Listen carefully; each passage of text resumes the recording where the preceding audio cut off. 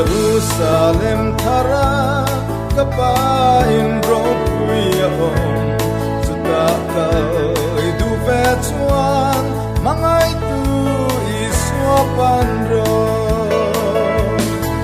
iswa ngai dam to achen miswa verbo ni mala mai dam thelo anelo mangai tu iswa pandro in ro puya chuan lungai le traum lo musit el na tene aom lo iswa zara iswa ngai dam to achen miswa verbo ni mala mai dam thelo anelo mangai tu iswa pandro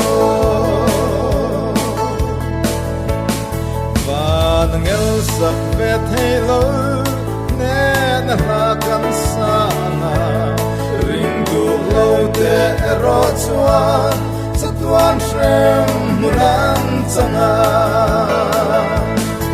iswa ngai dam to achen miswa verbo ni mala mai dam thelo anelo mangai tu iswa pandro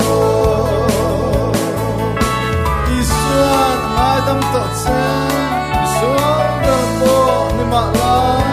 mai dam thei lo anei lo mai tu iswa pan ro tu ni bun lom om mani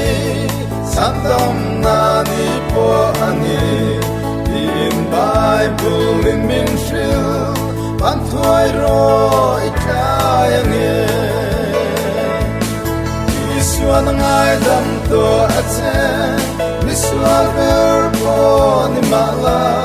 mai dam thelo anelo